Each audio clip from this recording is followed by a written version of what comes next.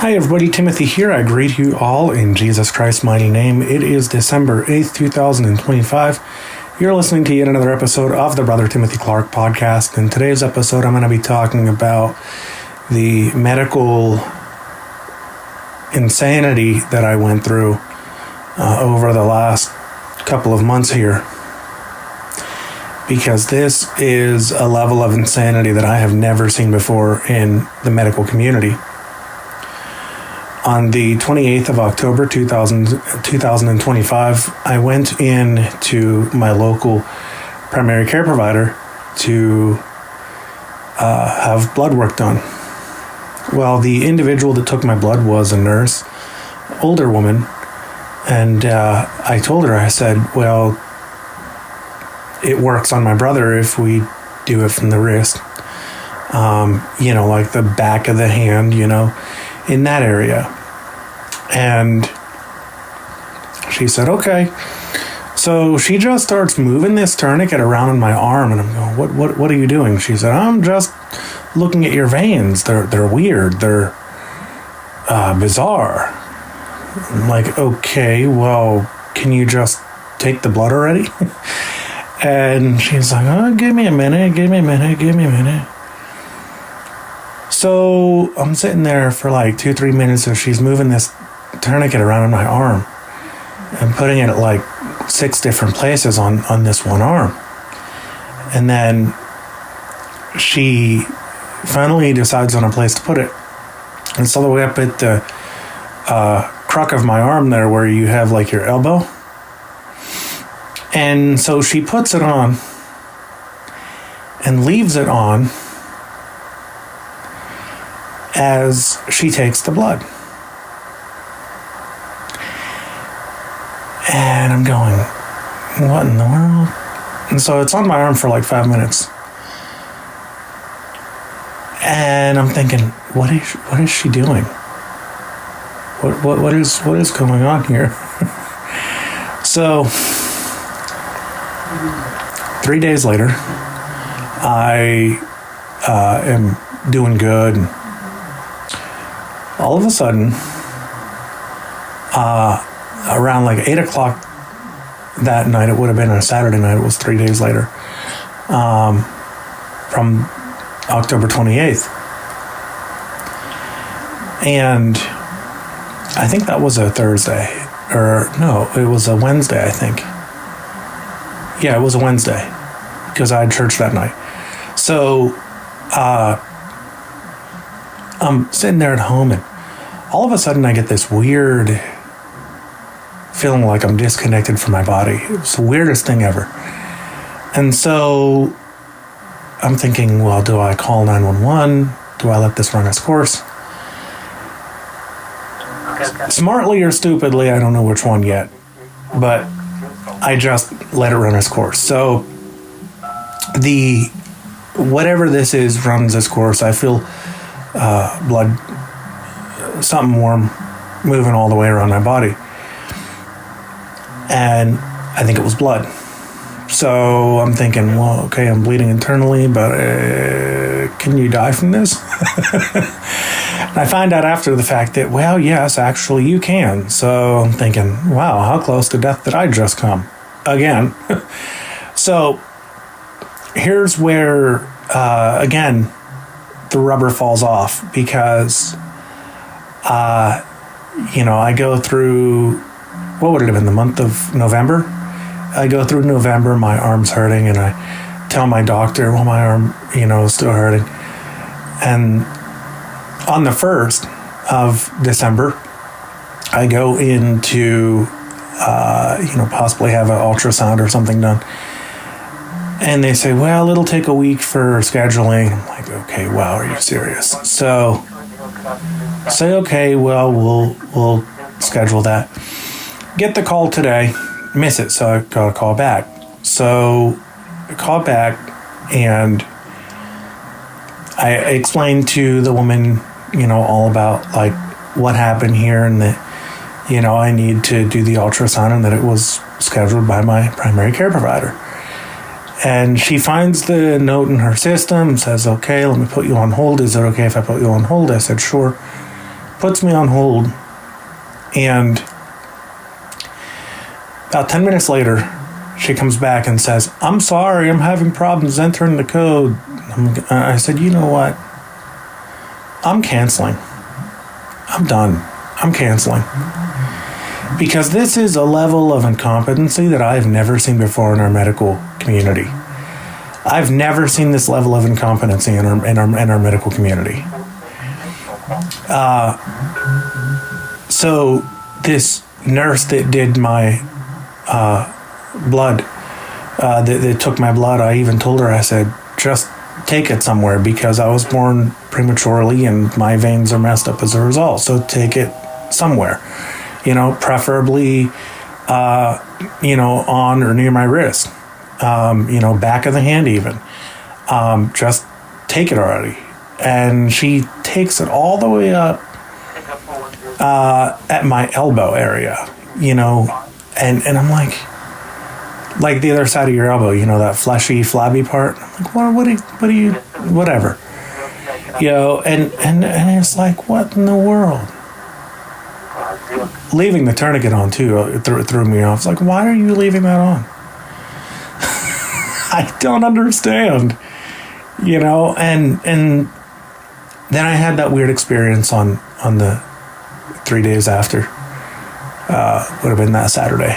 And, I even told my doctor when he called up with the blood results, I said, "Hey, my arm is still hurting." And he said, "Oh, okay, well,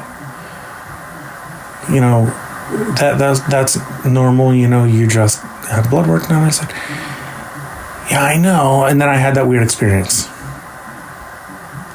And then I really got the ball going. It's like, what do I do, at this point? Do I? And the final straw for me was when I called back the hospital, the urgent care, actually, is what it was. I called them back today. And they say, "We're having problems entering the code. We can't get the code." And so, in other words, no code, no ultrasound. So I'm like, whatever, I'm just going to cancel. This is ridiculous. So I'm like, you got to be kidding me. How did our medical community become so incompetent? I don't understand what happened in our medical community that made it so incompetent. I really don't. I really don't. And I don't know if it's these, small town doctors and nurses and stuff that we're dealing with out here in rural Pennsylvania. I don't know, like if I go to Pittsburgh or Philadelphia, is this stuff still going to happen? I have no idea. You step out into my backyard and you're pretty much in the woods, just kind of painting that picture of where we're at. And so I'm like, but you got to be kidding me, because there's people all over, these middle of nowhere boondocks, almost where you're, you may only have a hospital, one hospital in county, 2 hospitals in county, and they are 30 miles away from you, and you expect that those hospitals are going to be up to date with medical treatments and qualifications and everything. Or even your primary care provider. You go to your primary care provider. You do not expect this type of stuff to happen at your primary care provider at their hands. And so I'm kind of like, what happened here? And I'm not by any means casting blame on anybody. I am genuinely trying to figure out, what happened, why it happened. Because if it happened to me, it can happen to somebody else. And so I'm kind of looking at all this and I'm saying, why did this happen? Okay, yes, it happened. But why? Because if our medical community is up to date with all the certifications, they're up to date with all of the qualifications, they're up to date with all the local, all the latest medicines, their facilities all ought to be local to the people, but up to date with all the latest medicines and things like that. And so I'm kind of looking at all this, and if you can't take blood, you shouldn't be doing that job. If you're too old to take blood, you shouldn't be doing that job. If you can't see to take blood, you shouldn't be doing that job. And for the tourniquet to be on me for like 5 minutes and for the blood to be oozing out of my vein into that needle for 5 minutes with that tourniquet on, it's like, I don't even understand how that works, because a tourniquet's supposed to stop bleeding. So I'm not clear on how she did that, but man, that whole thing, weirded me out. It's like, what is going on? What is going on? Why is this happening? And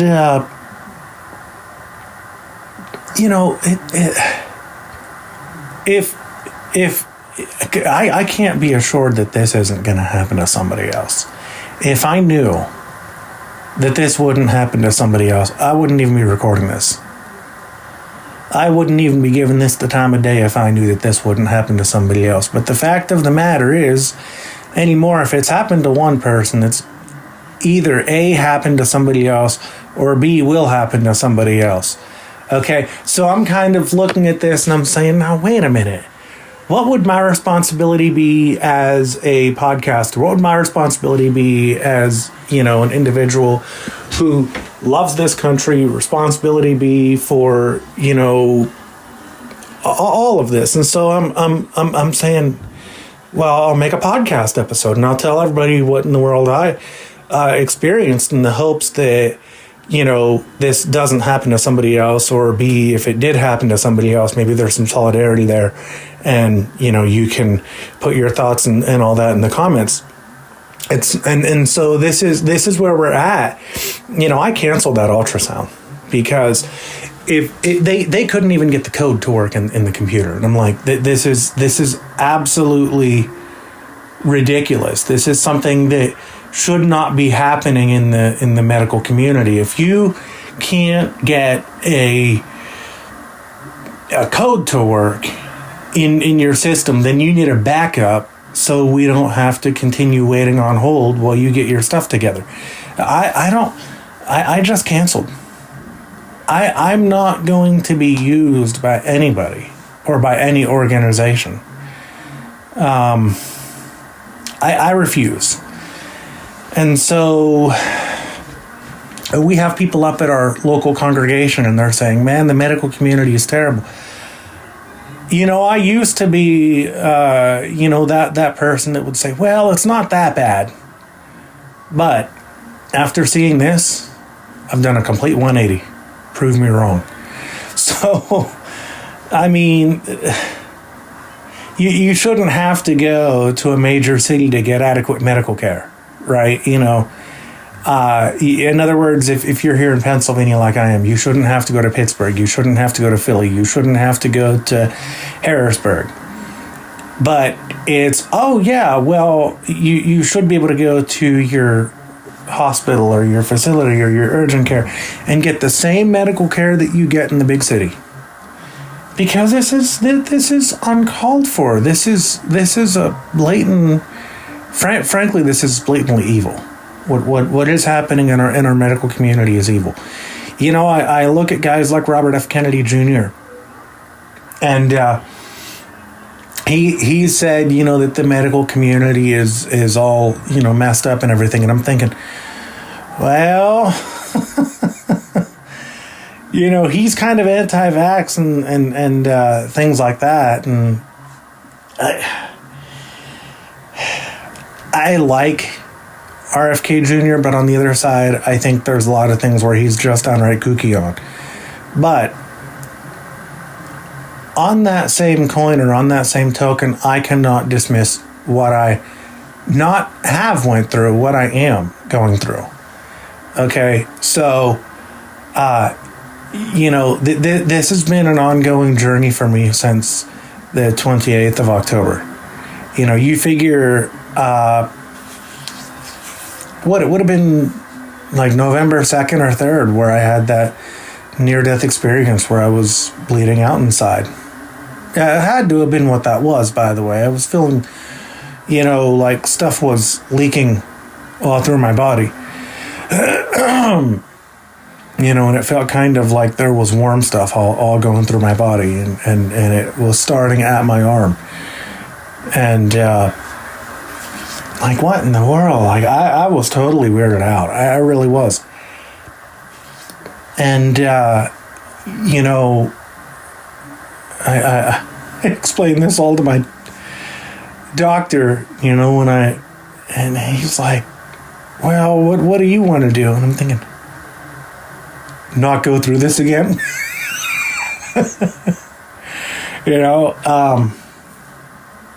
My body's just being quirky, so I'll just let it run its course. But, you don't really expect this kind of stuff to be happening, whenever you go in for treatments. You just don't. And, it's just...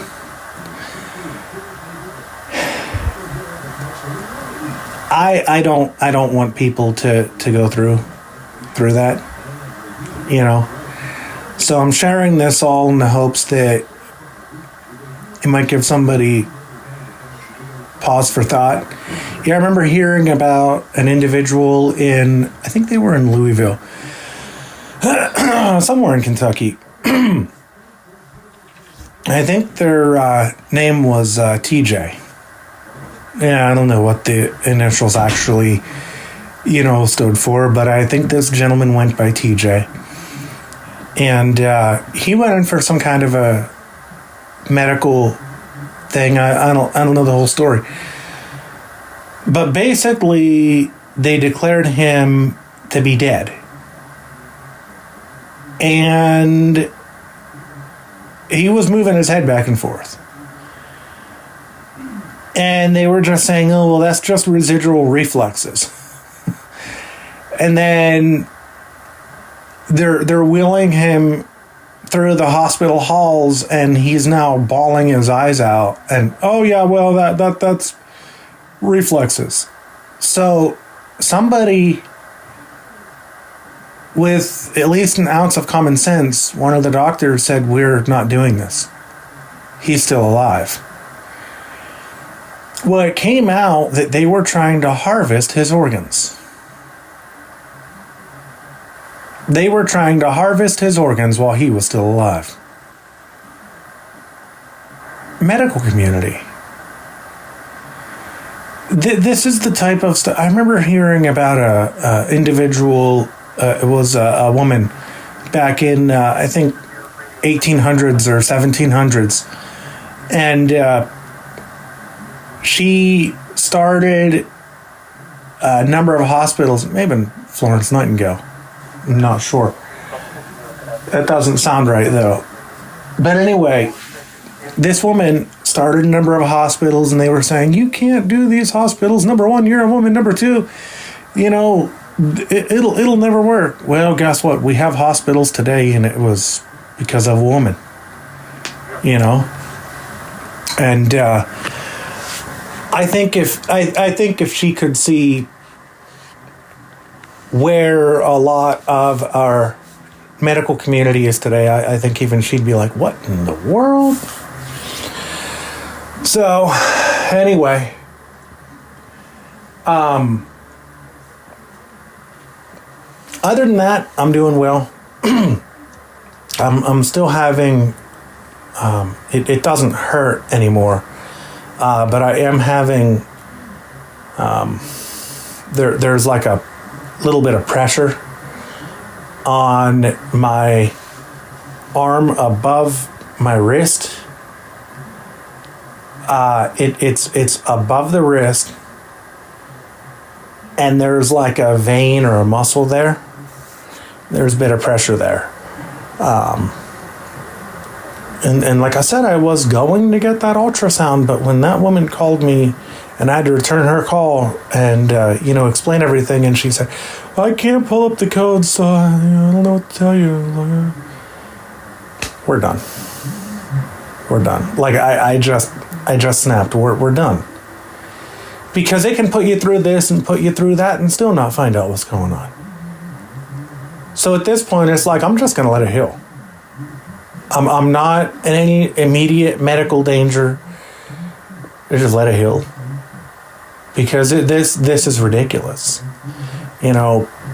What they put us through in the medical side of things, and it's like, but trust your doctor, trust the medicine,